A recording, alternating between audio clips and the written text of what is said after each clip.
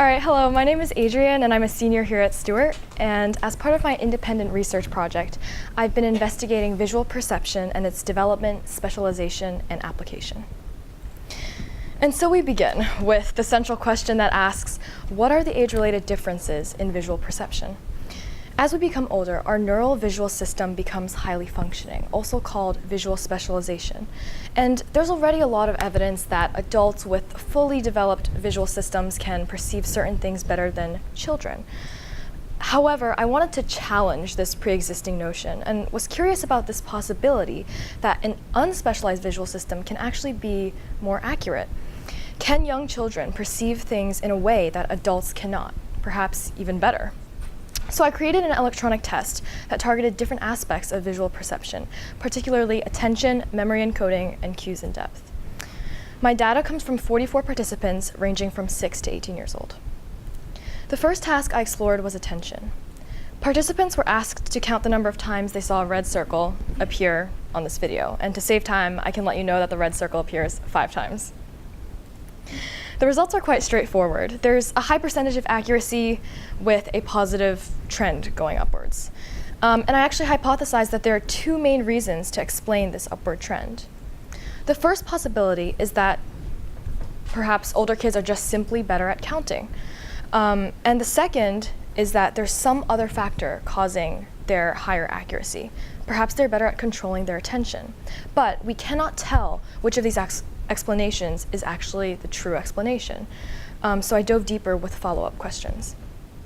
Question 2 asked participants to select which additional shapes they saw on this video. Now, this task wasn't asked of them in the initial directions, nor were they allowed to re-watch the video. So the results depended completely on where their attention was during that 25-second video. The correct answer, I don't know if anyone caught it, but was square, triangle, and diamond. And the results are pretty surprising. Not only has the overall percent accuracy decreased, but there's now a negative trend where the younger children answered more accurately than the older children. And to ensure that these results did not occur by mere chance, but were actually significant, I created a third question to corroborate these findings. Question 3 asked how many times the background changed color, and these screenshots show the 3 changes in the background. This is really fascinating to me because, just like the previous question, the younger participants were on average more accurate than the older ones. And if you remember, I had 2 hypotheses of why older participants were more accurate in counting the red circle. The results of this question actually provides the explanation, because if older kids scored higher on the red circle question simply because they were better at counting, then they should have also scored higher on this question because they both have the same task of counting. However, this is not the case because we see the opposite trend. There's a negative correlation. So basically this means that therefore the more likely reason is this alternative explanation, that as we get older we have better control of our attention. From these first 3 questions, we can discover a few really interesting things. As we get older, we develop the ability to maintain our visual attention. Although the older kids were more focused on counting the red circle, this caused their attention to be very narrowed. Visual perception becomes specialized from our environment. When we look at the young children, however, who scored much higher on questions 2 and 3, they have a wider range of attention. They were able to see more and notice things that the directions didn't ask them to do. They were more curious to observe the bigger picture because their visual systems are less trained to focus on one thing. The second task I looked into was visual memory encoding. So I created this array of objects and programmed them into a video. These objects appeared for 15 seconds before disappearing. Then the subjects were asked to type or say aloud all the objects they could remember. So the first result we're going to look at is the number of objects that were remembered. This positive relationship is pretty expected. As we get older, we are able to store a greater capacity of information in our brains. But the second thing I wanted to analyze was how these objects were remembered. And we can do this by observing the way the participants wrote down their answers. Here's why. Visual memorization is a 3-stage process: encoding, storage, and retrieval. And as a result, the order of retrieval reflects the order of their encoding process. Here's where I noticed something really intriguing.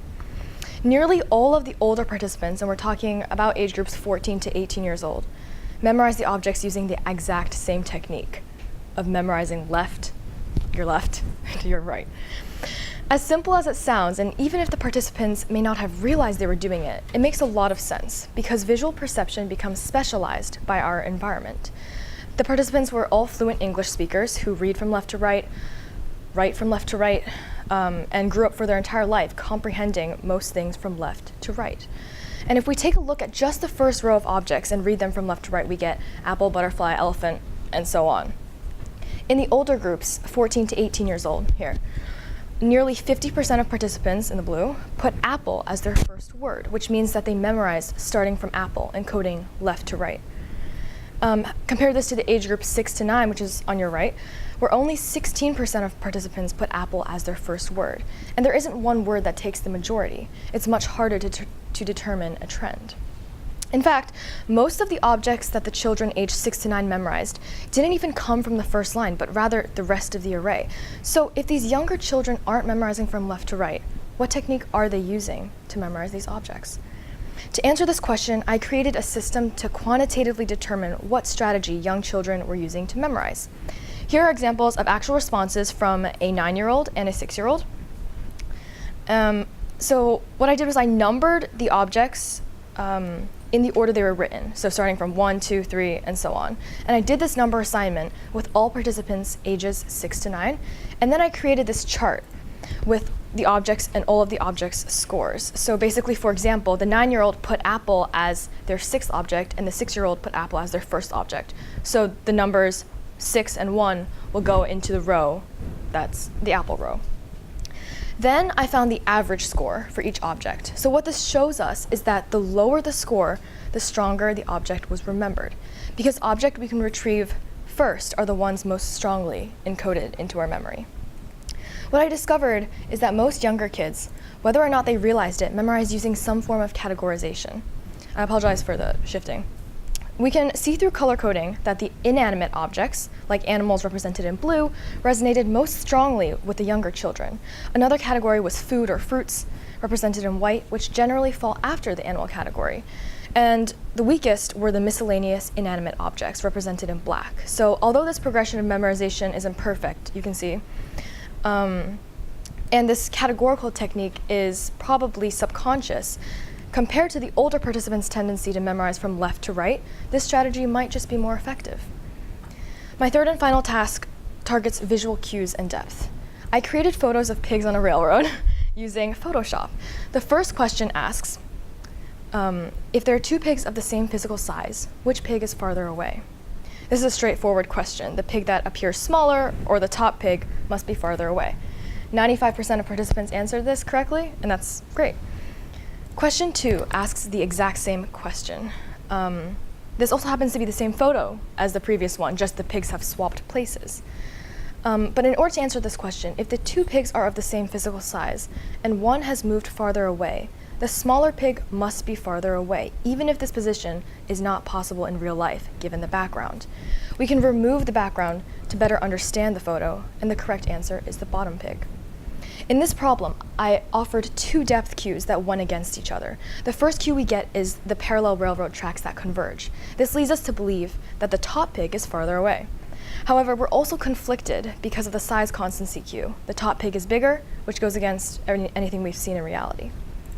I've represented these responses to the question by percentage of each age group who answered the correct answer in black and the incorrect ones in blue and gray. And it's interesting to note that younger participants tended to answer more accurately than older participants.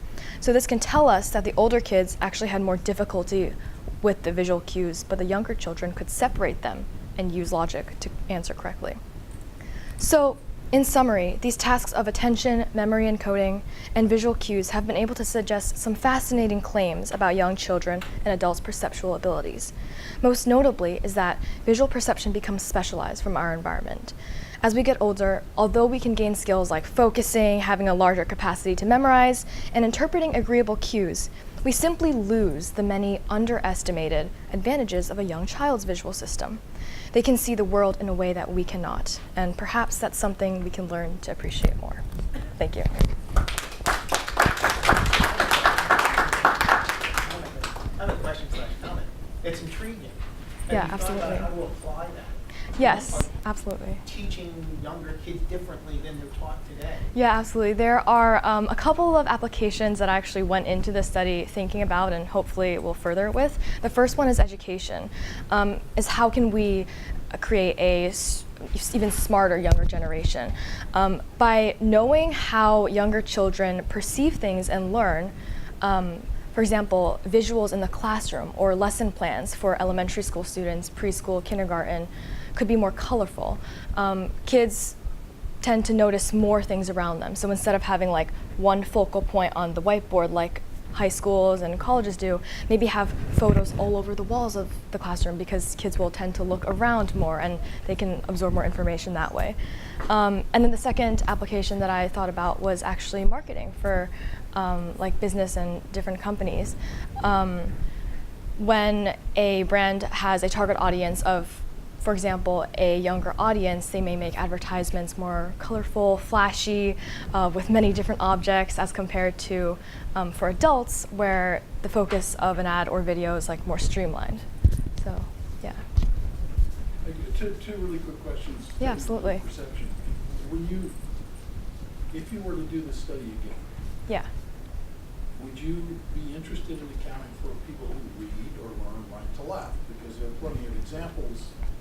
Yes. Culturally, people that do read right to left. Yes, absolutely. I think that would be another fascinating follow-up study. So my participants were all fluent in English, but if you take, for example, children who are experienced in Hebrew or Arabic, where the norm is different, that would certainly produce different results, and I'd be really interested in experiencing that. And the other one just had to do with familiarity. Did you do for any was there any accounting in your research for familiarity? Like little kids are going to see apples and cats. Right, exactly. You know. So you can, I can go back. So especially for the memory one,